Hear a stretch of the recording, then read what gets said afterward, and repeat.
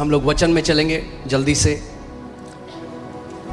तो मैंने आपको बताया आज हम लोग सीखने वाले हैं आत्मिक अधिकार के बारे में, स्पिरिचुअल अथॉरिटी के बारे में।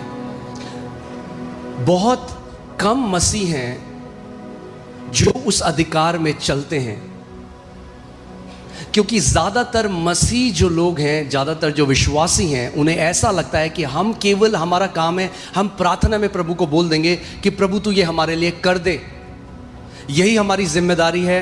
और ज़्यादा से ज़्यादा हम ये कर सकते हैं कि हम उसके सामने गिड़गिड़ा सकते हैं, हम उसको ये कह सकते हैं कि प्रभु तुझे चिंता नहीं है हमारी, तो क्यों नहीं कुछ करता। मगर अगर सब कुछ परमेश्वर हमारे लिए करता तो फिर कभी भी हमें आत्मिक अधिकार नहीं देता। लूका 10:19 लगाइए। लूका 10:19 में यीशु ने कहा, देखो, अपने पड़ोसी को बोलो देखो, बिहोल्ड, देखो। और कई बारी हम फोकस करते हैं, हम ध्यान लगाते हैं इस आयत के बाद के हिस्से में, मगर सबसे जरूरी जो सत्य इस आयत में छुपा है वो पहला शब्द है, वो है क्या है? देखो। प्रभु इन आंखों से देखने की बात वहां पे नहीं कह रहा, इसे बिहोल्ड, ग्रीक में ईडू, जिसका मतलब है to carefully gaze until you start to perceive that reality, कि आप उस सत्य पर ऐसे ध्यान लगाओ जब तक आप वो सत्य जो है वो आपका सत्य ना बन जाए। यीशु ने ये नहीं कहा सुनो, यीशु ने कहा देखो। यानी ये आत्मिक अधिकार तब तक आपके जीवन में कार्य नहीं करेगा जब तक व्यक्तिगत रूप से आप इस अधिकार को देखने नहीं लग जाओगे कि ये अधिकार यीशु ने किसको दिया है? मुझे दिया है। बोलो, यीशु ने ये आत्मिक अधिकार मुझे दिया है। ओके, देखो मैंने तुम्हें सांपों और बिच्छुओं को, ये सांप और बिच्छू अलग अलग प्रकार के जादू टोना की शक्ति, मृत्यु की शक्ति, जो दुष्ट आत्माएं हैं, उनको दर्शाता है। देखो मैंने तुम्हें सांपों और बिच्छुओं को रौंदने का, क्या करने का? रौंदने का, और शत्रु की सारी सामर्थ पर अधिकार दिया है। तो मैं आपसे आज एक सवाल पूछना चाहता हूं, अगर यीशु ने हमें सांपों और बिच्छुओं को रौंदने का और शत्रु की सारी सामर्थ के ऊपर अधिकार दिया है, तो फिर सांपों और बिच्छुओं को कौन रौंदेगा? क्या यीशु ने यह कहा कि जो सांप और बिच्छू तुम्हारे विरोध में आएंगे उनको मैं रौंदूंगा? नहीं, उसने क्या कहा? उसने अपनी देह को पृथ्वी पर अधिकार दिया, क्योंकि यीशु अभी पिता के दाहिने हाथ स्वर्ग में है, मगर उसकी देह जो आप और मैं हैं, हम पृथ्वी पे हैं। और यीशु जानता है जहां वो बैठा है वहां कोई लड़ाई नहीं है। स्वर्ग में, heaven is not a hostile environment, third heaven, जहां यीशु का सिंहासन है, वहां पर अब कोई लड़ाई नहीं। जो मसीह लोग अपनी दौड़ को पूरा करके सो गए मसीह में, जो अब स्वर्ग में हैं, उनकी कोई लड़ाई नहीं है। मगर आप और मैं जो अभी जीवित हैं, हम एक ऐसे वातावरण में हैं जहां खतरा है, जहां एक दुश्मन है जो लगातार आपको नाश करना चाहता है। और यीशु उस बात को जानता है, इसीलिए उसने क्या कहा कि देखो मैंने तुम्हें सांपों और बिच्छुओं को रौंदने का, केवल भगाने का नहीं, रौंदने का। That means to utterly destroy, trample, पूरी तरह से कुचल डालने का। और शत्रु की कितनी सामर्थ पर? सारी सामर्थ पर क्या किया है? अधिकार दिया है। और किसी भी वस्तु से तुम्हें कुछ भी हानि ना होगी। अब सवाल यह आता है, तो फिर क्यों इतने सारे मसीह हैं जिनको हानि हो गई? क्या यीशु झूठ बोल रहा है? या तो वो झूठ बोल रहा है, या तो फिर हम कुछ समझे नहीं। क्योंकि केवल उसका अधिकार देना काफी नहीं, क्योंकि उसने तो अधिकार 2000 साल पहले दे दिया। मगर अगर आपने ये नहीं सीखा कि ये आत्मिक अधिकार कार्य कैसे करता है, तो यद्यपि आपको ये अधिकार दिया गया था, फिर भी आप ऐसे जियोगे जैसे आपके पास कोई अधिकार नहीं था।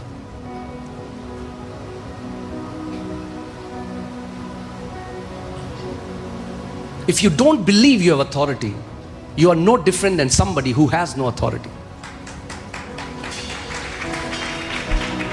So you have to behold. आपको उसको देखना पड़ेगा, आपको उस पर मनन करना पड़ेगा। जब तक आपके शरीर का हर एक सेल इस बात को मानने ना लग जाए, मेरे पास शैतान की सारी सामर्थ के ऊपर अधिकार दिया गया है, और अगर मुझे अधिकार दिया गया है तो मैं उस अधिकार में चलने वाला हूं, और जब मैं उस अधिकार में चलूंगा तो एक भी शैतान की शक्ति मेरे और मेरे परिवार के विरोध में सफल नहीं होगी। आमीन।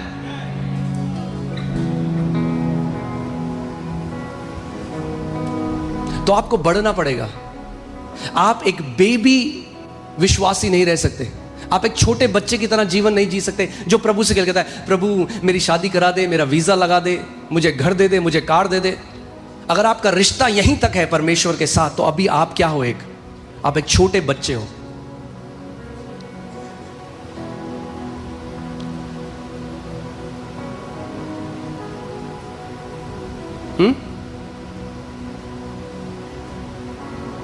अधिकार, छोटे बच्चे नहीं चल सकते अधिकार में।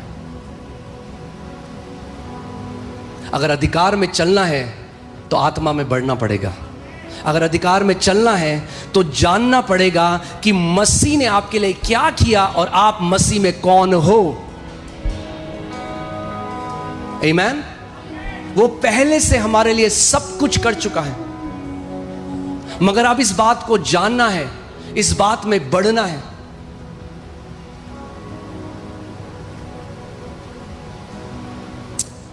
पहला पतरस 5, 8 और 9 को हम पढ़ेंगे।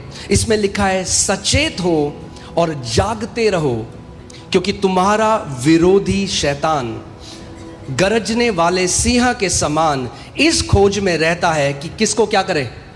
फाड़ खाए। सो शैतान का एक उद्देश्य है, and he has no mercy, he will not have mercy on you. शैतान आपके ऊपर कोई दया नहीं दिखाएगा। उसका एक उद्देश्य है कि कैसे मुझे हर रोज ढूंढता है, मुझे कैसे कोई व्यक्ति मिले जिसको मैं क्या करूं? मैं फाड़ दूं।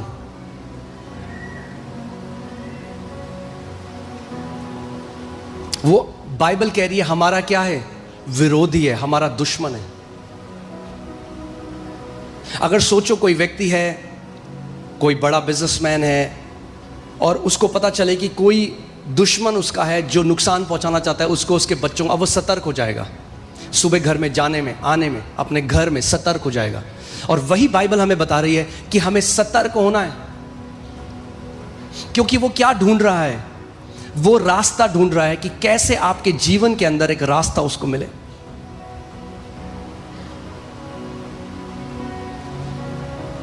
सतर्क रहो। ये एक आर्मी की लैंग्वेज है, विजिलेंट। जो बॉर्डर पर तैनात एक सैनिक है, वो सतर्क है, क्योंकि उसको पता है उस साइड से कभी भी गोलीबारी आ सकती है। वो सोएगा नहीं रात की ड्यूटी में, और सोएगा तो एक अच्छा सैनिक नहीं है।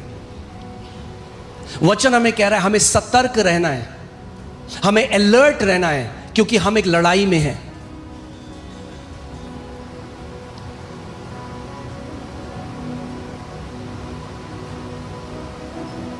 The battle is over, the war is over. यीशु ने हरा दिया शैतान को, मगर अब एक पर्सनल कुश्ती चल रही है, एक रेसलिंग चल रही है पर्सनल। हम पहले से ही जयवंत से बढ़कर हैं जब हम इस बात को समझ जाएंगे। इस बात को हमें समझना, इस बात को ध्यान से समझो। या तो यीशु मसीह झूठा है या वो सच बोल रहा है। और अगर वो सच बोल रहा है तो उसने कहा हमें शैतान की सारी सामर्थ के ऊपर अधिकार दिया गया है। बोलो, मुझको यीशु ने शैतान की सारी सामर्थ के ऊपर अधिकार दिया है।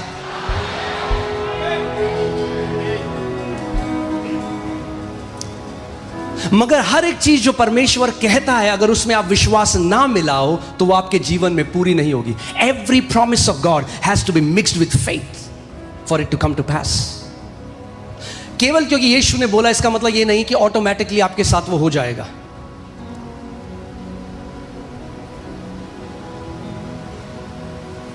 अगर सच में हमारे पास और ये जो अधिकार है ये केवल कुछ अभिषिक्त परमेश्वर के दासों के लिए नहीं है, ये परमेश्वर के हर एक बेटे और बेटी के लिए है जो अधिकार यीशु ने दिया है। अगर आप उसकी देह हो, अगर आप उसका परिवार हो, तो इसका मतलब आप अधिकारी हो। उसने आपको अधिकार दिया है। मेरे पीछे बोलो, we are people of authority. हमारे पास अधिकार है सांपों और बिच्छुओं को रौंदने का, और शत्रु की सारी सामर्थ के ऊपर हमें अधिकार दिया गया है। शत्रु की सारी सामर्थ के ऊपर, सारी सामर्थ के ऊपर, जादू टोना की शक्ति के ऊपर, जो अलग अलग प्रकार की सामर्थ शैतान इस्तेमाल करता है, धोखाधड़ी, सब चीज के ऊपर यीशु ने हमें अधिकार दिया है। और अब वो कहता है अब तुम सचेत हो जाओ, तुम्हारा एक काम है। आप जानते हैं हम जैसे अभी जैसे हम लोग सोते हैं रात को आराम से, मगर जो उस देश में है जहां लड़ाई चल रही है वहां लोग वैसे नहीं सोते जैसे हम लोग सो रहे हैं। वो सचेत है, वो अलग है, विजिलेंट है। अभी लोग जो दुबई में थे, मिडिल ईस्ट में थे, फोन में मैसेज आ जाता है जल्दी से सेफ खिड़कियों से दूर चले जाओ, तो फोन बगल में है, अलर्ट, बेसुध होके नहीं रह सकते, क्योंकि क्या पता है एक क्या चल रही है, एक लड़ाई। सो अलर्ट है। जैसे ही मैसेज आया खिड़की से दूर चले जाते हैं। ऐसे ही परमेश्वर का वचन हमारे लिए भी कह रहा है कि तुम क्या हो जाओ, तुम सचेत हो जाओ, तुम जागते रहो। वो यहां इसका मतलब नहीं कि आप सो ना शारीरिक तरीके से, वो कह रहा है अलर्ट रहो, बुद्धिमानी की चाल चलो।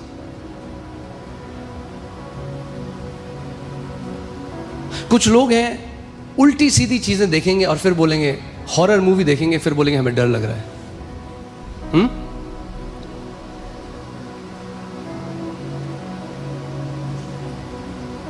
क्योंकि जो आप देखते हो, जो आप बोलते हो, वो निर्धारित करता है आप कितना लंबा जियोगे, वो निर्धारित करता है। और आज हम उस बारे में सीखेंगे, ठीक है? ओके, सो तुम्हारा विरोधी शैतान गरजने वाले सिंह के समान इस खोज में रहता है कि किसको फाड़ खाए। यानी शैतान जिस किसी को चाहे नहीं फाड़ सकता। He is searching, he is looking for that right prey. वो उसको ढूंढ रहा है, कौन है जिसको मैं फाड़ सकता हूं,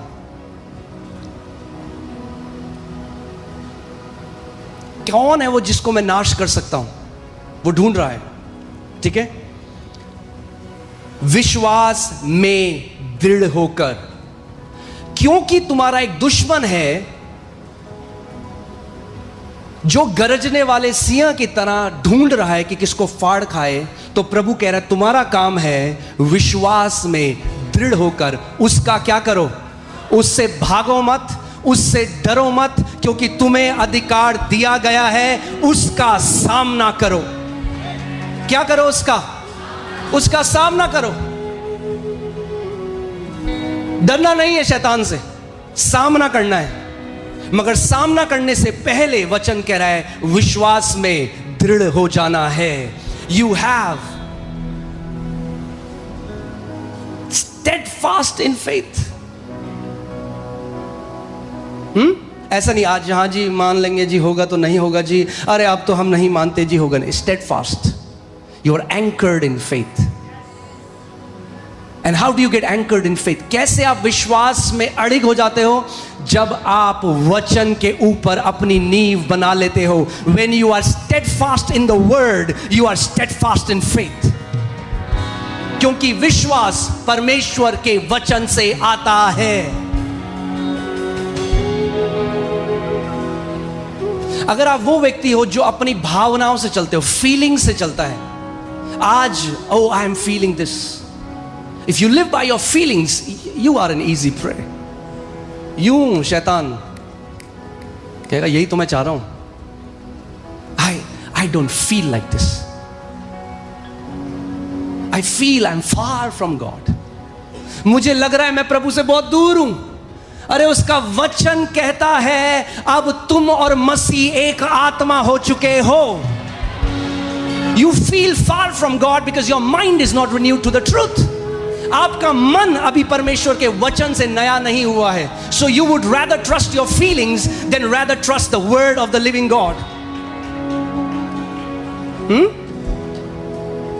मेरे पीछे बोलो, परमेश्वर का राज्य फीलिंग्स का नहीं है. परमेश्वर का राज्य उसके वचन का है.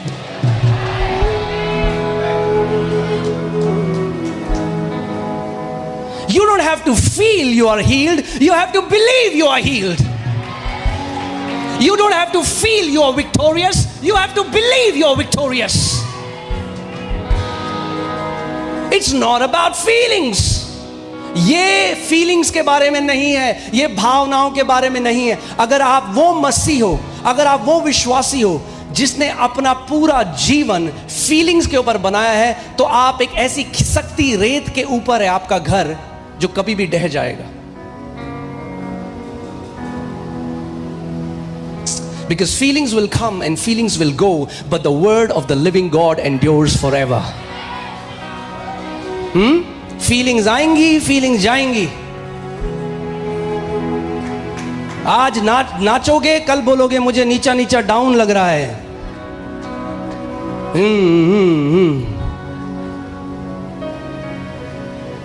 Your word, O Lord, is forever settled in heavens. तेरा वचन यहोवा हमेशा के लिए स्वर्ग में स्थिर है. वो अड़िग है, वो हिल नहीं सकता, वो मिट नहीं सकता, वो बदल नहीं सकता. जो तेरा वचन 6000 साल पहले कहता था, वही तेरा वचन आज भी कहता है, और वही तेरा वचन अगले 60,000 अनंत तक वही रहेगा. उसका वचन बदलेगा नहीं. सो अगर वचन में खड़े हो तो एक ऐसी नींव में खड़े हो जो बदलने वाली नहीं है. यीशु ने कहा बुद्धिमान मनुष्य वो है जो मेरी बातों को सुनकर अपना घर उस पर बनाता है. उसने कहा जब तूफान आएंगे, जब आंधियां आएंगी, क्योंकि याद रखना मुश्किल परिस्थिति आएगी जब इस पृथ्वी में हो, आएगी. Symptoms will come, situations will come, storms will come. But if your faith is resting on the finished work of Jesus, अगर आपका विश्वास यीशु ने जो कर दिया है उस पर खड़ा है, तो कोई ऐसी दुष्ट आत्मा नहीं जो आपको हिला सके.